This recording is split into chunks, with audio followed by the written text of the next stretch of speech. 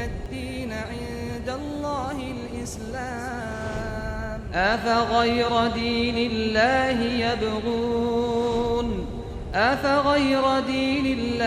يبغون وله أسلم من في السماوات والأرض طوعا وكرها وإليه يرجعون.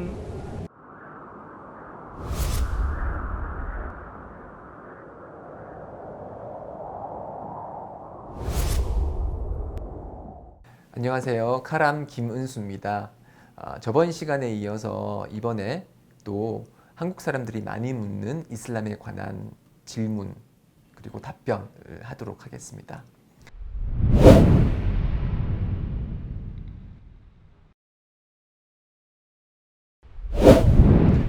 자, 5번째 질문이죠. 보통 여성분들이 많이 이제 고민하시는 부분 중에 하나가 히잡은 왜 쓰냐?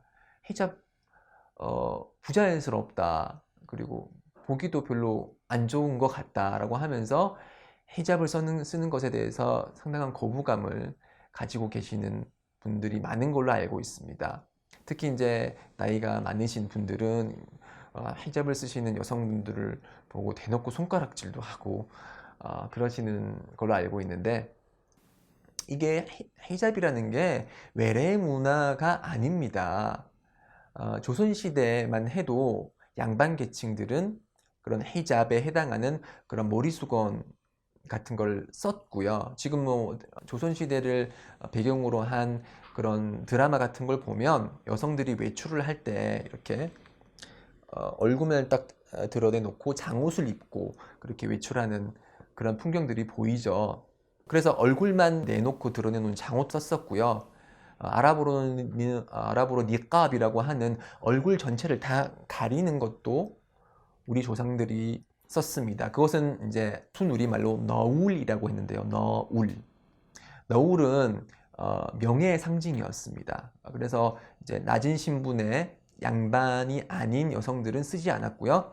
양반 계층들이 외출을 할 때 이 너울을 씀으로써 자신의 얼굴을 다 가리곤 했습니다. 그래서 이거는 외래 문화가 아니고요. 우리 조상들도 즐겨 썼던 한국의 전통 문화의 일부라고 보시면 되겠습니다. 그리고 좀 편견을 버리셔서 한 번 더 봐보세요. 자, 수녀들도 머리수건을 쓰지 않나요? 그렇죠? 자, 수녀가 쓰는 머리수건은 종교적 열정의 표현인데, 왜 무슬림 여성들이 머리수건을 쓰면 그게 종교적 억압이 되는 거죠? 이거는 편견이 아닌 그 무엇으로도 묘사될 수 없는 그러한 생각입니다. 그러니까 종교적 믿음의 표출로서 우리 무슬림 여성분들이 히잡을 쓰는 것이고, 그리고 수녀분들 역시 종교적 그런 믿음의 그런 표출 방식으로 그렇게 머리수건을 쓰는 것이니까, 한국 사람들이 수녀들에게 너그러운 것처럼 우리 무슬림 여성들에게도 너그러운 모습을 보여주셨으면 대단히 감사하겠습니다. 마찬가지로 한국 사람들은 스님들이 머리를 깎는 모습, 머리가 깎아서 대머리가 된 모습을 보고 막 비웃으면서 야, 너 머리 길러, 왜 머리 깎았냐? 라고 말하지 않죠. 그래서 니캅이나 아니면 히잡을 쓴 여성을 보고서 너 왜 히잡 써? 히잡 벗어? 라고 말하는 것은 어찌 보면 상당히 편견에 사로잡힌 모습이라고 저희들이 평가를 할 수가 있겠죠. 히잡을 쓰는 것은 그것은 정숙함의 상징이기도 하고 믿음의 표식이기 때문에 존중과 상호 이해가 필요한 부분이라고 생각을 합니다.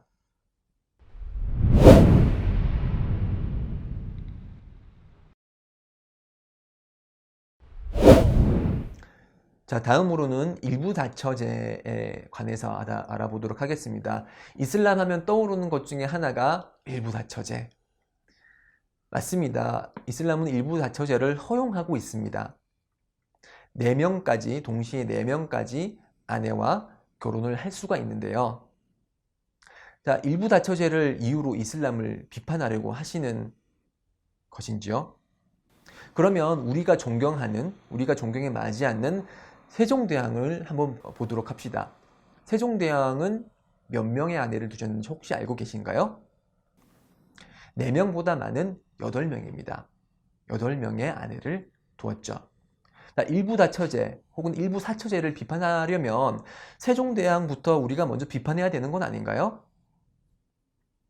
그래서 왜 세종대왕을 비판하지 않느냐라고 질문을 하면 이렇게 답하겠죠. 아니, 그때는 원래 그랬다. 그때 그 시대의 상황이다. 라고 답변을 하시겠죠. 그러면 저도 그렇게 답하겠습니다. 이슬람 초기 시절도 그때는 원래 그랬다. 즉, 이제 일부 다처제는 그 당시에 문화적인 상황의 반영이라고도 볼 수가 있는 거죠. 그래서 이슬람을 비판하려고 온갖 꼬투리를 다 잡던 꾸레이시 부족, 즉 우상숭배를 범하던 아랍 부족들은 그렇게 이슬람 비판의 혈안이면서도 그 누구도 무슬림의 일부 다처제를 비판한 적이 없습니다.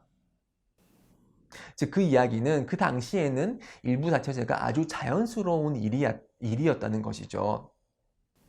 이슬람은 그리고 전 인류를 위한 종교이기 때문에 하나님께서는 특정 지역의 그런 특수한 상황에 따라서 일부 다처제의 수요가 있음을 아시고 인간들에게 일부 다처제가 허용됨을 알려주셨고 그래서 꾸란에도 일부 다처제에 관한 언급들이 있는 것입니다. 자, 그러면 어떤 시대에 일부 다처제가 필요할까요? 예를 들어서 전쟁이 많이 자주 발생을 해서 전투에 나갔던 남성들이 많은 분들이 사망을 하게 된다고 합시다.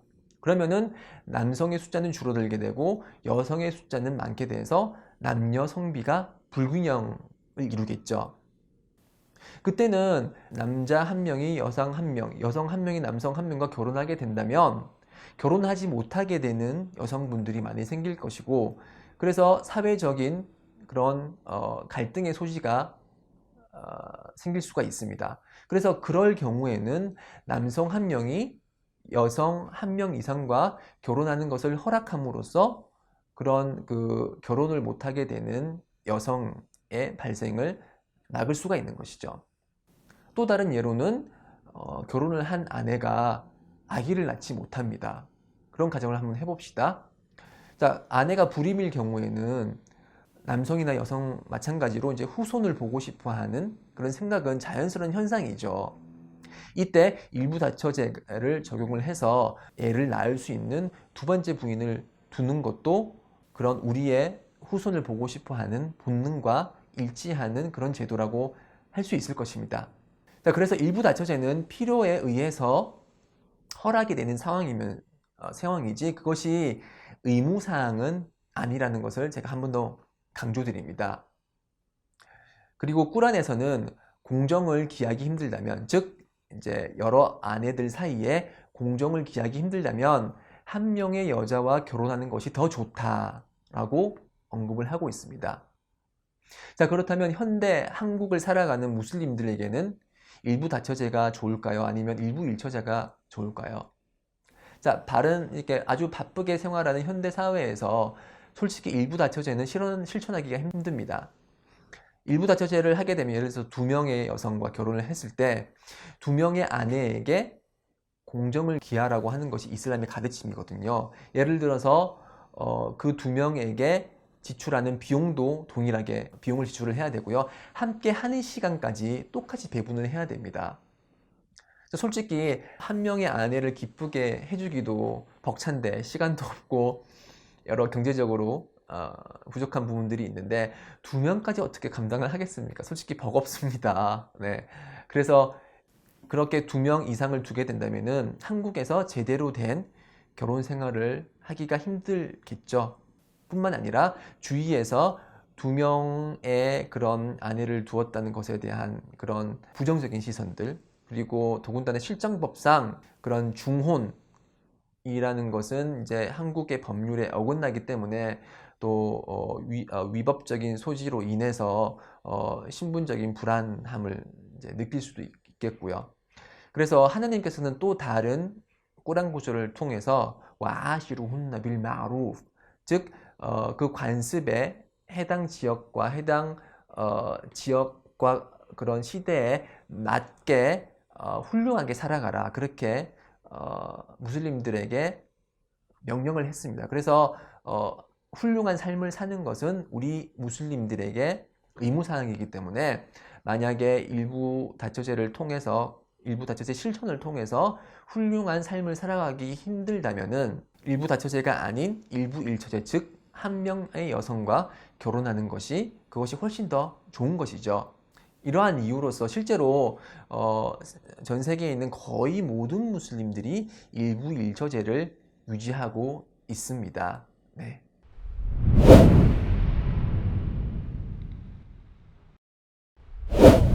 자, 그 다음으로 이제 마지막 질문인데요.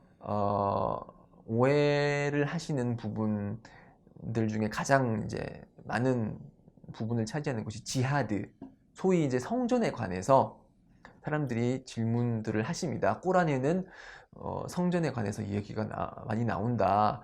그래서 이슬람이 폭력적인 종교가 아니냐라고 하지만 그러한 주장은 온당치 못한 주장입니다.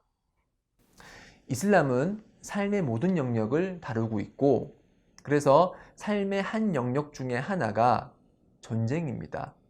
인류 역사를 통틀어서 전쟁이 발생하지 않은 세기는 없습니다.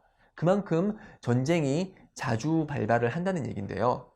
자주 발발하는 전쟁이기 때문에 하나님께서는 하나님을 믿는 자들이 전쟁이 발생했을 때 어떻게 싸워야 하는지 그런 종교적 지침을 주시는 것이죠. 그래서 꾸란에서는 이렇게 전쟁이 났을 때, 전쟁 상황일 때 어떻게 싸워야 되는지, 어떻게 적과 대치를 해야 되는지, 만약에 휴전 제안을 해오면 응해야 되는지 말해야 되는지 등에 관해서 그런 전쟁에 관련된 규정들을 설명하고 있습니다. 그런 전쟁 시의 전투 규정을 다루었다고 해서 꾸란이 폭력적인 종교거나 이슬람이 피를 좋아하는 종교라고 볼 수는 없습니다. 예를 들어서 대한민국 정부와 그리고 북한의 상황, 휴전 상황이죠. 자, 한국 정부는 군대를 양성하고 그리고 실전 매뉴얼을 가르칩니다. 자, 군대를 양성하고 실전 매뉴얼을 가르치면서 전쟁이 났을 때 상대방, 적을 살해하라고 가르칩니다. 자, 그러면 그러한 가르침을 이유로 한국 정부는 폭력적인 정부고 피를 흘리길 좋아하는 정부인가요? 그렇진 않죠.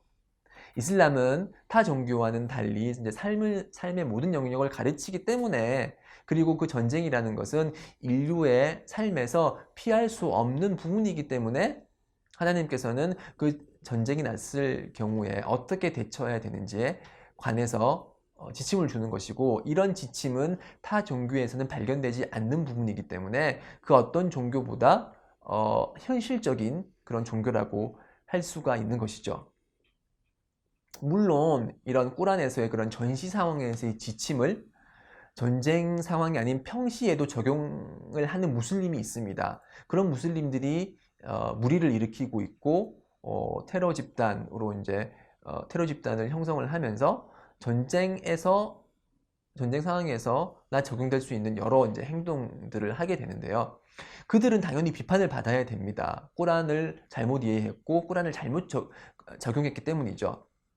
그렇다고 해서 그들의 일부의 잘못을 이유로 꾸란이나 아니면 이슬람 전체를 비판할 수는 없는 것입니다. 한국 사회에도 마찬가지 일이 일어나고 있죠. 즉 전쟁을 대비해서 한국 정부가 군인들에게 총을 쥐어주고 사격 훈련을 시켰습니다. 사격이라는 것은 그리고 총을 쓰는 것은 전쟁이 났을 때만 사용할 수 있는 거죠. 근데 일부 군인들이 총을 가지고 탈영을 해서 민간인을 살해하기도 합니다. 자, 전시에서만 총을 쓸 수가 있는데 탈영병은 평시에서도 그렇게 총을 써서 민간인을 살해를 했죠. 자, 그 탈영병을 이유로 해서 대한민국 국민 모두를 비판하거나 아니면 대한민국 정부를 비판할 수 있을까요? 그렇지 않죠. 비난의 화살은 규범을 어긴 탈영병에게 돌아가야 합니다. 마찬가지로 꾸란을 임의로 해석해서 사람을 죽이는 무슬림이 있다고 해서 그 무슬림을 근거로 무슬림 전반을 욕해서는 안 될 것입니다. 이슬람의 규범을 어긴 그 무슬림들은 그 무슬림 자체에게만 비판의 화살이 돌아가야 되고요. 그 무슬림들을 근거로 이슬람을 비판해서는 안 된다는 것이죠. 네. 이것이 제가 지금까지 다룬 7가지 주요 질문 및 답변들입니다.